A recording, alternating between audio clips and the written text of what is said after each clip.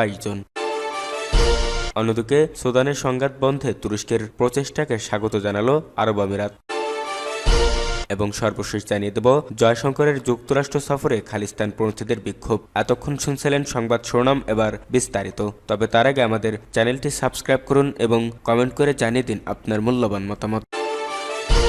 সিরিয়ার বিষয়ে ব্লিংকেনকে যে সতর্কবার্তা দিল তুরস্ক। সিরিয়ায় সন্ত্রাসী গোষ্ঠী কুর্দিস্তান ওয়ার্কার্স পার্টিকে আশ্রয় নিতে দেওয়া হবে না বলে হুঁশিয়ারি দিয়েছেন তুরস্কের পররাষ্ট্রমন্ত্রী হাক্কান ফিদান। তুর্কি পররাষ্ট্রমন্ত্রী মার্কিন পররাষ্ট্রমন্ত্রী অ্যান্টনি ব্লিংকেনের সঙ্গে ফোনালাপে এমন বার্তা দেন খবর আল আরাবিয়ার। ফোনালাপে ফিদান সিরিয়ার নতুন প্রশাসনের সঙ্গে সহযোগিতা করে দেশটির স্থিতিশীলতা নিশ্চিত করার এবং সংকটকালীন পর্যায়টি সুষ্ঠুভাবে সম্পন্ন করার গুরুত্ব তুলে ধরে বলে জানিয়েছে তুর্কি পররাষ্ট্র মন্ত্রণালয়ের মুখপাত্র অনকু কেসিল। ফিদান বলেন, তুরস্ক সিরিয়ার নতুন প্রশাসনের প্রচেষ্টাকে সমর্থন করে, যা দেশের আঞ্চলিক অখণ্ডতা এবং নিরাপত্তা নিশ্চিত করতে কাজ করেছে। ফিলিস্তিনের বিষয়ে তিনি বলেন, গাজা উপত্যকায় স্থায়ী অস্ত্রবিরতি অর্জনের জন্য আরও প্রচেষ্টা প্রয়োজন। রাষ্ট্র দপ্তরের মুখপাত্র ম্যাথু মিলারের মতে, ব্লিংকেন একটি সিরিয়ার নেতৃত্বাধীন এবং সিরিয়া মালিকানাধীন রাজনৈতিক প্রক্রিয়া সমর্থন করার প্রয়োজনীয়তার উপর জোর দেন, যা মানবাধিকার বজায় রাখে এবং একটি অন্তর্বিভক্তিমূলক এবং প্রতিনিধিত্বমূলক সরকার প্রতিষ্ঠার উপর গুরুত্ব আরোপ করেন। মিলার একটি বিবৃতিতে জানান,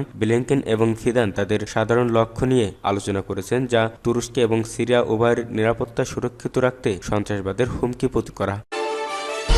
পাকিস্তান এবং আফগানিস্তান সীমান্তরক্ষী বাহিনীর মধ্যে সংঘর্ষে নিহত 22 জন। পাকিস্তান ও আফগানিস্তানের সীমান্ত ক্রসিং পয়েন্টে আফগান ও পাকিস্তানি সীমান্তরক্ষী বাহিনীর মধ্যে ব্যাপক সংঘর্ষে 19 জন পাকিস্তানি সেনাসহ অন্তত 22 জন নিহত হয়েছেন। নিহতদের মধ্যে আফগানিস্তানের 3 জন বেসামরিক নাগরিকও রয়েছেন। স্থানীয় সংবাদ মাধ্যমের প্রতিবেদনে এ বিষয়টি জানানো হয়েছে। পাকিস্তানের জাতীয় প্রতিরক্ষা মন্ত্রণালয়ের একটি সূত্রের বরাত দিয়ে তোলো নিউজ জানিয়েছে, আফগানিস্তানের পূর্বাঞ্চল খোস্ত ও পাকিস্তান সীমান্তবর্তী পাকতিয়া প্রদেশে দুদেশের সীমান্তরক্ষী বাহিনীর মধ্যে ভয়াবহ সংঘর্ষ চলেছে। আফগান সীমান্তরক্ষী বাহিনী খোস্ত প্রদেশের আলিশির জেলায় বেশ কয়েকটি পাকিস্তানি সামরিক পোস্টে আগুন ধরিয়ে দিয়েছে। এছাড়া পাকতিয়া প্রদেশের দান্দো ই পাতান জেলায় 2টি পাকিস্তানি পোস্ট দখল করে তারা। সূত্রটি জানিয়েছে, দান্দো ই পাতান জেলায় পাকিস্তানি সেনাদের ছোড়া মোটর শেলে 3 আফগান নাগরিক নিহত হয়েছেন। গত মঙ্গলবার রাতে পাকতিকা প্রদেশে পাকিস্তানি সেনাদের বিমান হামলায় নারী ও শিশুসহ 51 জন নিহত হওয়ার পর এ সংঘর্ষ হয়।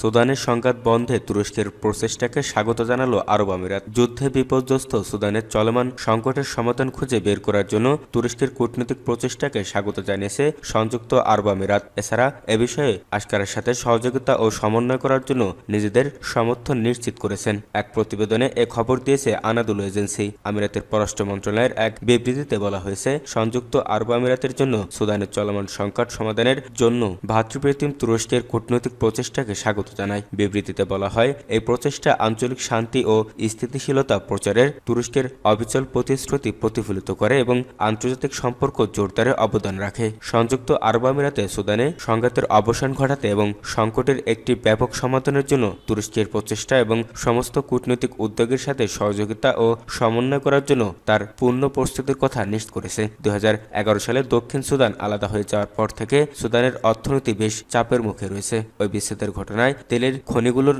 একটা বড় অংশের নিয়ন্ত্রণ হারায় সুদান। এরপর এখনো থামেনি সংঘাত। সুদানের সেনাবাহিনী ও আধা সামরিক বাহিনী র্যাপিড সাপোর্টের অভ্যন্তরীণ লড়াইয়ে দেশটি এখন মানবিক সংকটের মুখে। আরব আমিরাত অবিলম্বে যুদ্ধবিরতিতে পৌঁছানো এবং দ্রুত অভ্যন্তরীণ লড়াইয়ে শত্রুতা বন্ধ করার উপর জোর দিয়েছে। বিবৃতিতে আরো বলা হয়, ক্রমবর্ধমান সংঘাত বন্ধে সকল প্রাসঙ্গিক পক্ষ, আঞ্চলিক অংশীদার এবং আন্তর্জাতিক সম্প্রদায়ের সাথে সংকট সমাধানে শান্তিপূর্ণ সমাধান খুঁজে বের করতে হবে। গত বছরের আগস্টে প্রকাশিত আন্তর্জাতিক অভিবাসন সংস্থার সর্বশেষ তথ্য অনুযায়ী এ পর্যন্ত সুদান থেকে প্রতিবেশী দেশগুলোতে মোট 10,17,449 জন মানুষ পালিয়ে যেতে বাধ্য হয়েছেন। এসব দেশগুলো নানা সংকটের মধ্য দিয়ে যাচ্ছে। মানবিক সংস্থাগুলো নিরাপত্তার অভাব, লুটপাটের আশঙ্কা ও আমলাতান্ত্রিক জটিলতার কারণে সুদানবাসীর কাছে ত্রাণ পৌঁছে দিতে পারছে না।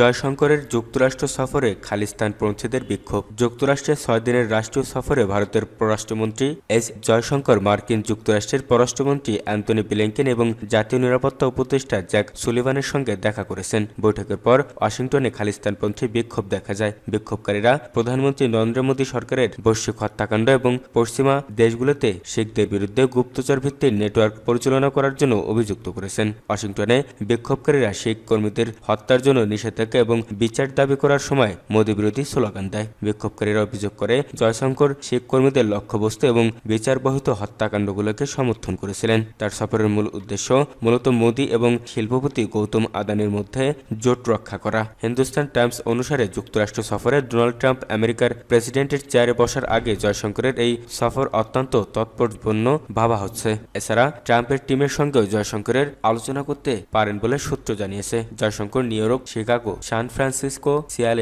হাউস্টন, আটলান্টার ভারতীয় কনসাল জেনারেলদের সঙ্গে কথা বলেছেন। গত বছর যুক্তরাষ্ট্রে খালিস্তানপন্থী শিখ নেতা গুরতবন্ত সিং পান্নুর হত্যা চেষ্টার ষড়যন্ত্রের অভিযোগে ভারতের বিরুদ্ধে অভিযোগ আনা হয়। নিখিল গুপ্তের নামে এক ব্যক্তির বিরুদ্ধে আনুষ্ঠানিকভাবে অভিযোগ আনা হয়। যুক্তরাষ্ট্রের দাবি, নিউ ইয়র্কে তারা ওই শিখ নেতাকে হত্যা চেষ্টার সম্ভাব্য ষড়যন্ত্র নস্যাৎ করেছে। নিখিলের বিরুদ্ধে অভিযোগ, ভারত সরকারের এক কর্মকর্তার নির্দেশে তিনি এটা করেছিলেন। তার বিরুদ্ধে হত্যার উদ্দেশ্যে ভাড়াটে সংগ্রহের অভিযোগ আনা হয়েছে। এছাড়া চলতি বছরের সেপ্টেম্বরে পান্নুর হত্যার ষড়যন্ত্র মামলায় ভারতের জাতীয় নিরাপত্তা উপদেষ্টা অর্জিত দোভালকে তলব করে যুক্তরাষ্ট্রের আদালত। সেই সঙ্গে তলব করা হয় ভারতের রিসার্চ অ্যান্ড অ্যানালিটিক্যাল ইয়ং এর সাবেক প্রধান সামন্ত গোয়েল বিক্রম যাদব ও নিখিল গুপ্তকে। যুক্তরাষ্ট্রের মতো ভারতের বিরুদ্ধে একই ধরনের অভিযোগ এনেছে কানাডাও। সেখানে খুন হন হরদীপ সিং নির্জন নামের আরেক খালিস্তানি নেতা। এ নিয়ে দুদেশের মধ্যে তিক্ত সম্পর্ক রয়েছে।